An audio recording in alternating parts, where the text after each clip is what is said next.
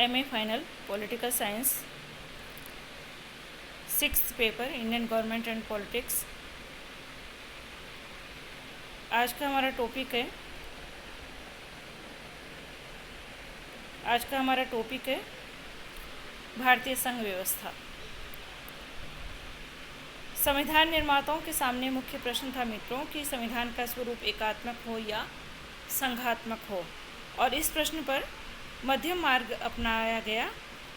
मध्यम मार्ग में ऐसा हुआ कि भारतीय संविधान का बहिरंग तो संघात्मक है, पर अंतरंग जो है वो एकात्मक है। यानी ये बाहर से ये संघात्मक है, अंदर से ये एकात्मक है। संविधान में भारत को राज्यों का संघ, यूनियन ऑफ स्टेट्स कहा गया है, और संविधान में जहाँ कुछ संघवाद के मान्य लक्षण पाए जाते हैं, वहाँ एकात्मक राज्य के लक्षणों का प्रभुत्व भी दिखाई देता है। संविधान निर्माताओं की मंशा भारत में संघात्मक व्यवस्था की स्थापना करना थी, लेकिन संविधान में कहीं पर भी संघ शब्द का प्रयोग नहीं किया गया, वरन संघ के स्थान पर राज्यों का संघ यानी फेडरेशन की जगह यूनियन ऑफ स्टेट्स शब्द का प्रयोग किया गया है, जिसका स्पष्टीकरण देते हुए डॉक्टर अंबेडकर ने संविधान सभा में कहा था कि प्रारूप समिति के द्वारा इस शब्द का प्रयोग यह स्पष्ट करने के लिए किया गया है कि यद्यपि भारत एक संघ राज्य है, लेकिन यह संघ राज्य किसी प्रकार से राज्यों के पारस्परिक समझौते का परिणाम न होने के कारण किसी भी राज्य को संघ से पृथक होने का अधिकार नहीं है। मित्रों, ये डॉक्टर अंबेडकर ने संविधान सभा में स्पष्ट किया था।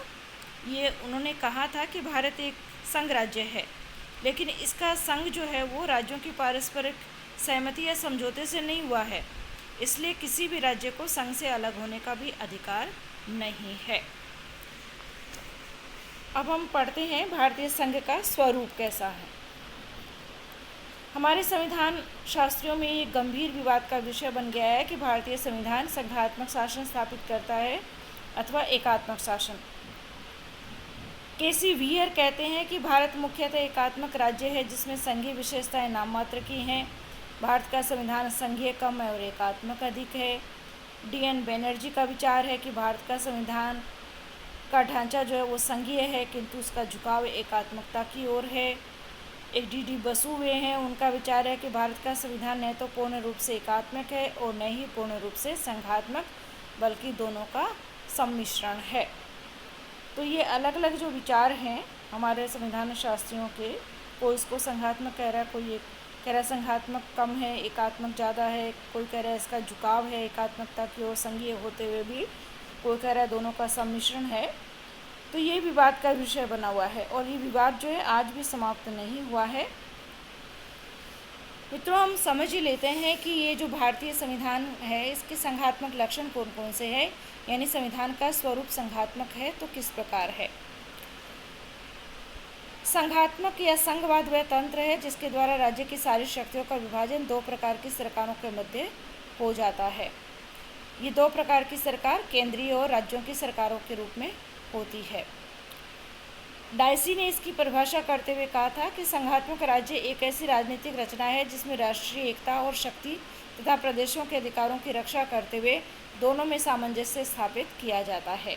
ये डायसी का कहना है। एक बार हम पुनः इसको समझ लें। संघात्मक राज्य एक ऐसी राजनीतिक रचना है जिसमें राष्ट्रीय एकता और शक्ति तथा प्रदेशों के अधिकारों की रक्षा करते हुए दोनों में सामंजस्य स्थापित किया जाता है। यानी केंद्रीय सरकार और राज्य सरकार जो होती है, इसमें राष्ट्रीय एकता भी बनी रहती है, केंद्र को शक्ति भी प्राप्त रहती है, तो साथ ही साथ प्रदेशों के अधिकारों की रक्षा भी इसमें हो जाती है, क्योंकि राज्य सरकारें भी होती हैं और उनको भी अधिकार संपन्न बनाया जाता है।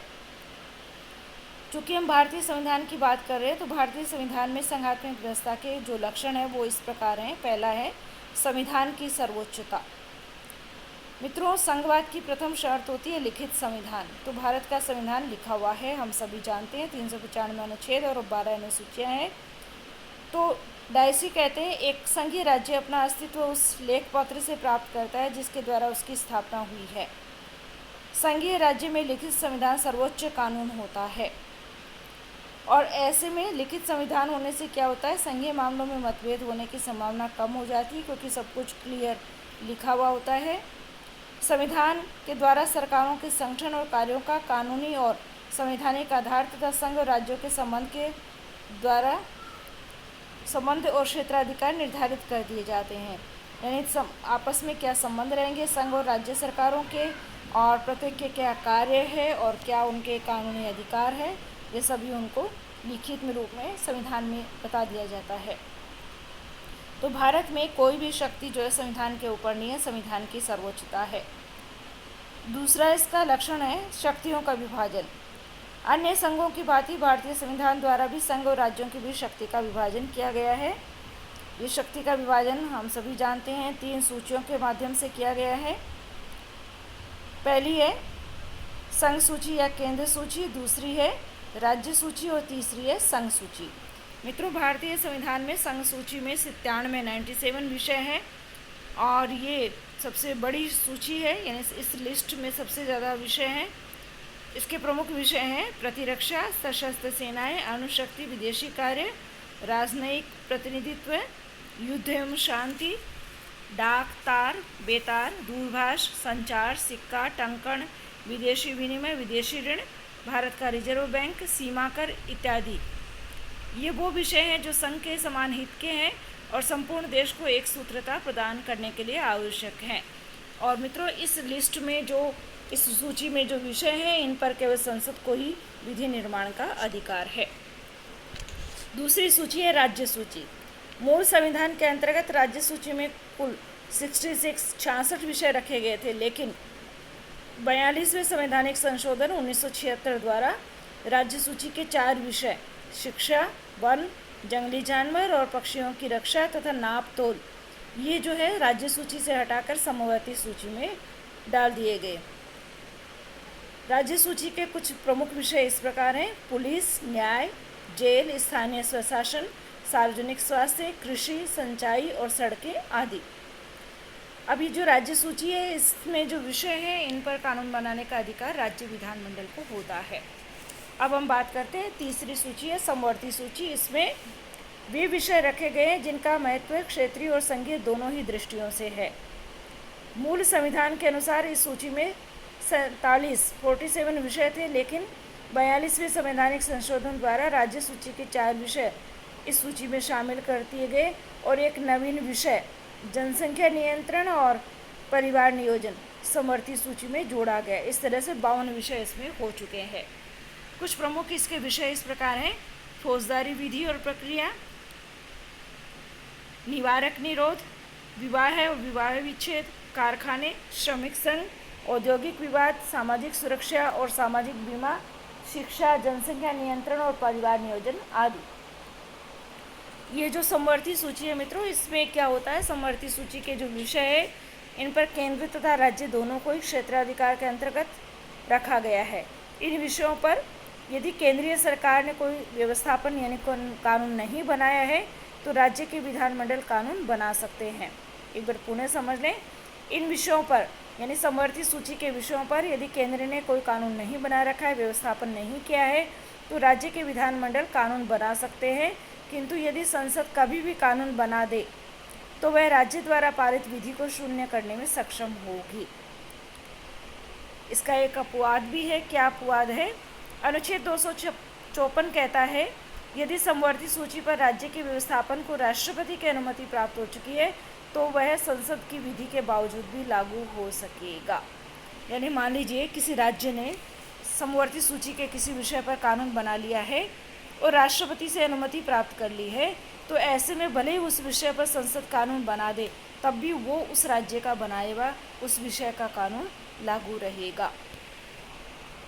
अब बात करते हैं कि अवशिष्ट शक्तियाँ किसको प्रदान की गई है, यानी जो संघ सूची या केंद्र सूची, राज्य सूची और समवर्ती सूची में भी नहीं सम्मिलित है, वो अधिकार या विषय या शक्तियाँ किसको दी गई है। तो ये कनाडा की भांति हमारे देश में भी अवशिष्ट शक्तियाँ जो है केंद्र को भी प्रदान की गई है, ताकि क्या है, केंद्रीय सरकार ज़्यादा मजबूत रह सके।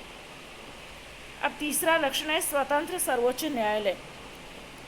भारतीय संविधान के संरक्षक के रूप में कार्य करने के लिए एक स्वतंत्र सर्वोच्च न्यायालय की भी व्यवस्था की गई है, जिन्हें उन कानूनों को वैधानिक घोषित करने का अधिकार है जो संविधान के विरुद्ध है। यानी हमारे देश में एक स्वतंत्र सर्वोच्च न्यायालय की स्थापना की गई है और इस स्वतंत्र सर्वोच्च न्यायालय को अधिकार है कि वो व्यवस्थापिका द्वारा बनाए हुए कार्यपालिका द्वारा क्रियान्वित किए गए कानूनों की व्याख्या कर सकती है और यदि वो संविधान के प्रतिकूल हैं तो उन्हें अवैधानिक घोषित कर सकती है। चौथा लक्षण है उच्च सदन का राज्य सदन होना। भारतीय संसद का उच्च सदन अर्थात राज्यसभा जो है राज्यों का सदन है, यह राज्यों का प्रतिनिधित्व करता है और ये सच है कि प्रतिनिधित्व समानता के आधार पर न होकर जनसंख्या के आधार पर है, यानी जिस राज्य की जनसंख्या ज़्यादा है उसके ज़्यादा सदस्य राज्यसभा में चुन करके आते हैं, जिसकी जनसंख्या कम है उसके यहाँ से कम सदस्य चुन करके आते हैं। पांचवा लक्षण है संघात्मक शासन का संशोधन प्रणाली। भारतीय संविधान में संशोधन प्रणाली जो है पूर्णतया संघीय प्रक्रिया के अनुरूप है। किस प्रकार से है? कुछ संशोधन विधेयकों को राष्ट्रपति के समक्ष उनकी अनुमति के लिए प्रस्तुत करने से पूर्व कम से कम आधे राज्यों के विधानमंडलों के संकल्प द्वारा स्वीकृति प्राप्त करना आवश्यक है। यानी संविधान संशोधन में भी जो 3 तरीके से संविधान संशोधन होता है, अनुच्छेद 368 जो बात कहता है उसमें एक तरीके में राज्यों को भी, राज्य विधानमंडलों को भी इसमें सम्मिलित किया गया है। तो इस तरह से ये संघात्मकता को व्यक्त करता है। मित्रों, उपयुक्त तथ्यों के आधार पर हम कह सकते हैं कि भारतीय संविधान एक पूर्ण संघात्मक प्रणाली की स्थापना करता है।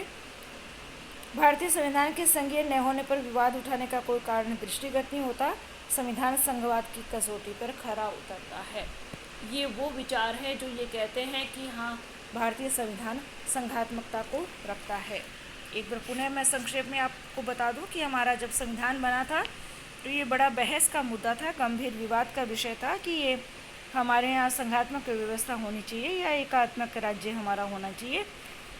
तो हम सभी जानते हैं हमारे संविधान निर्माताओं ने संघ व्यवस्था को अपनाया, लेकिन हमारा संघ जो है वो फेडरेशन नहीं है, ये यूनियन ऑफ स्टेट्स है, राज्यों का संघ है।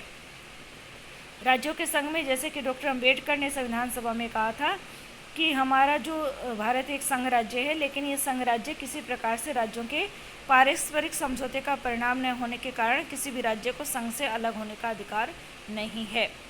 अब है कि हमारे जो संविधान शास्त्री है वो कहते हैं कि भारतीय संविधान जो है भारतीय संविधान के द्वारा जो संघात्मक व्यवस्था है वो जो अपनाई गई है, तो उसमें संघात्मक व्यवस्था तो नाम मात्र की है, उसमें एकात्मकता ज़्यादा है। कोई ये कह रहा है कि भारतीय संविधान जो है उसका ढांचा तो संघीय है लेकिन इसका झुकाव एकात्मकता की ओर है। एक विचारक डी.डी. बसु है, उनका विचार है कि भारत का संविधान न तो पूर्ण रूप से एकात्मक है और न ही संघात्मक, ये तो दोनों का सम्मिश्रण है। तो इस तरह से ये संविधान शास्त्रियों में भी बहस और विवाद का विषय बना हुआ है कि इसमें संघात्मकता है या नहीं है, या संघीय होते हुए भी एकात्मकता है या नहीं है, या कितनी मात्रा में है। तो हमने फिर ये भारतीय संविधान के जो संघात्मक लक्षण है वो अभी जो हमने पढ़े थे। और संघात्मक व्यवस्था में हम सभी जानते हैं कि संघ 2 सरकारें होती है, केंद्रीय सरकार और राज्यों की सरकारें होती है, और दोनों के बीच शक्तियों का विभाजन कर दिया जाता है। तो हमने संघात्मक व्यवस्था के लक्षण में भारतीय संविधान के संघात्मक लक्षणों में पहला लक्षण पढ़ा संविधान की सर्वोच्चता, दूसरा शक्तियों का विभाजन। शक्तियों का विभाजन 3 सूचियों के माध्यम से, संघ सूची, राज्य सूची और समवर्ती सूची।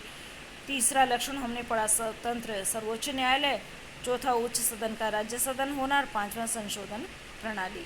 इस प्रकार से आज का टॉपिक जो है भारतीय संघ व्यवस्था जो है संघात्मक व्यवस्था के बारे में जो लक्षण हमने पढ़े, इसका जो अर्थ पढ़ा है, आज के लिए इतना ही। धन्यवाद।